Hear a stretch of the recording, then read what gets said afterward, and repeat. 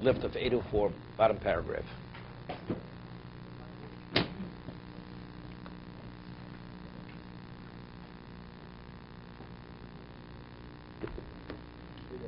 Bottom paragraph, 804. Avol pnoi ha-parshas ha-miyuchedes, the prerequisites to the special level of abstinence, what's considered genuine and special. Kasher omak tzas ha-chasidim, as some of the Hasidim say,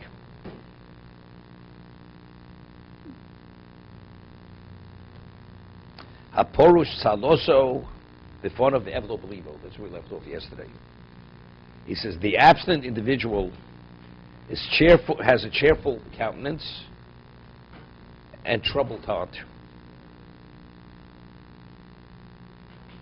So we explain what it means. Evlo belivo, meaning he worries. This is a person who has true yiras chet. He's worried that he's not making the grade continuously. I mean, why is he abstaining? Because he realizes being involved to beyond the minimum is a distraction. It'll infringe on his clarity. So he's always worried. Maybe he doesn't have sufficient clarity. He's not doing things right enough. You know, the Gemara says in Brachos that imisurim b'am olav yifashvish b'masov yimashmish b'masov. That was important. Yimashmish yifashvish. So the Silsa Sharm, what are the two expressions? Yimashmesh, yifashvesh. So he explains that a person wants to check the quality of the fabric, and you have inferior quality fabric. It's just by touching it for a moment, you know what's quality, what's inferior. What about you have grades within quality fabric? Different grades. It's not enough just to touch it. You have to put it between your fingers, you have to rub it just for a moment. And by rubbing it, now you're able to evaluate the various qualities within quality. So he says, Yimashvish means touch. You touch it. Is it a chet or is it a mitzvah? Well, let's say I did the mitzvah, but maybe the mitzvah wasn't done perfect enough. Was it sufficient lishma? Was the mitzvah fully intact? That's already yifashiv b'masav. That's the Mesusa Shorim. That's how he explains the Gemara.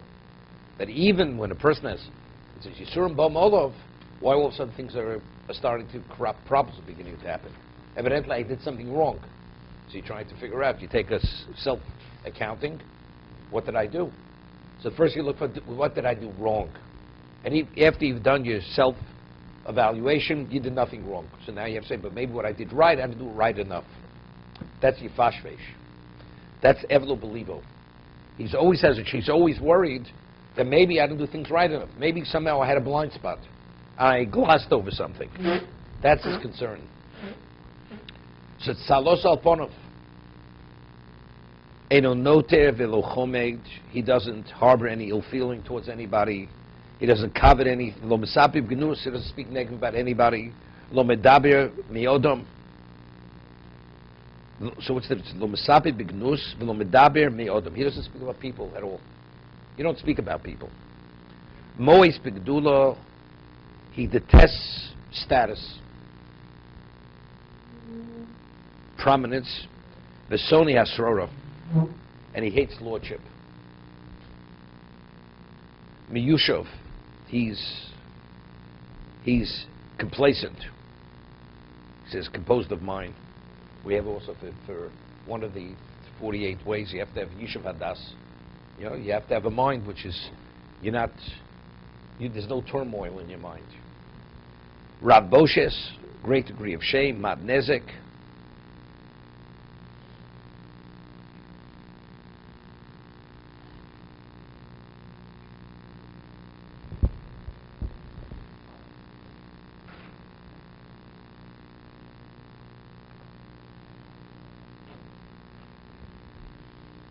So this is where we left off yesterday. Rav Boshes, you have to learn it as one. Otherwise, what does it mean? He has great degree of shame. He has great conscience. Mat nezek. Where it's to a degree where it won't cause him any harm. we say in a baishan lomed, right? In a baishan lomed. So it comes up. But if a person has great shame, keep quiet. But then it's at a loss to you. The times where you have to speak up. The Gemara says, in a bathhouse, you're not permitted to speak the Torah. So the Gemara tells over a story in Shabbos. They're in the bathhouse. Somebody took oil and put it into the bath. This is before they legislated you're not allowed to go to a bathhouse where the water's heated before Shabbos. So somebody took oil, put it in the bathhouse. It's a question of Kli Rishon, or maybe it's Kali Abishul. It cooks easily. So the Talmud said to the Rebbe, it's Bishul. Or said, but you're not permitted to speak in a bathhouse. It's unclean. So said, Lafrushim Yisura.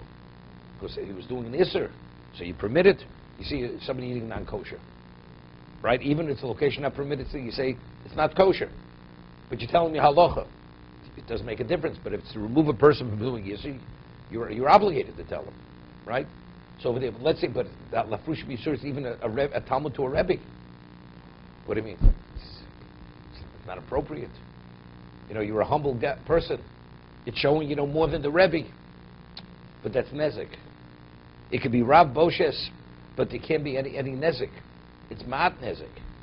But if it's great nezik, it's only when there's a degree, a small degree. Im yischak lo yarbe.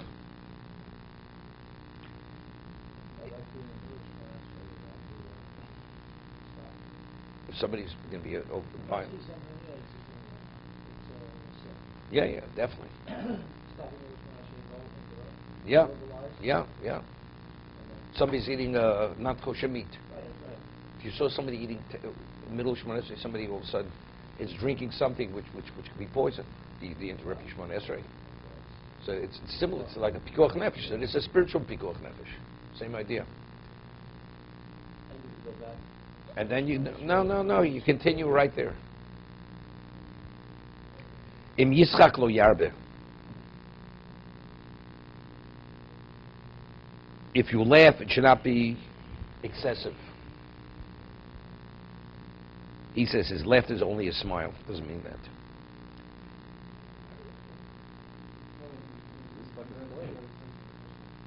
What? Im yischak lo yarbe.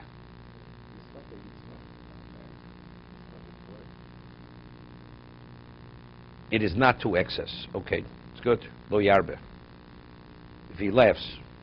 Vim yichas lo yiskatzov. If you become angry, you should not allow yourself to become enraged. Right? You're angry, upset. Sachko revach sovsayim. And when you laugh, it's only smiling. You can get carried away. They say, you could have a belly laugh. You smile, you leave it at that. Or you can really allow yourself to be drawn into it, and really you enjoy it. No. The degree you laugh, even laughing, it shouldn't be too often. And even when you do it, not too often, don't allow yourself to be drawn into it. It should only be revach svosayim. There's Rabbi Kalatsky, Zechron Baruch just passed away. He was a Maggid. He was 93 years old. Phenomenal Talmud Chacham speaker, and whenever he would speak, he would tell over stories, midrashim, and interweave it. Phenomenal. It was entertaining. Very often people would laugh. They would laugh. So Reb Levenstein, you couldn't be more serious. I mean, literally. He was like, when he would stand in his presence, you would tremble. I mean, that's the Kedusha level of Kedusha he would represent. He said over, it was quoted when he wrote about his life, that he once, he got Reb Chatzkel to smile. He was able to get Reb Chatzkel to smile, which was considered a great accomplishment. Not simple.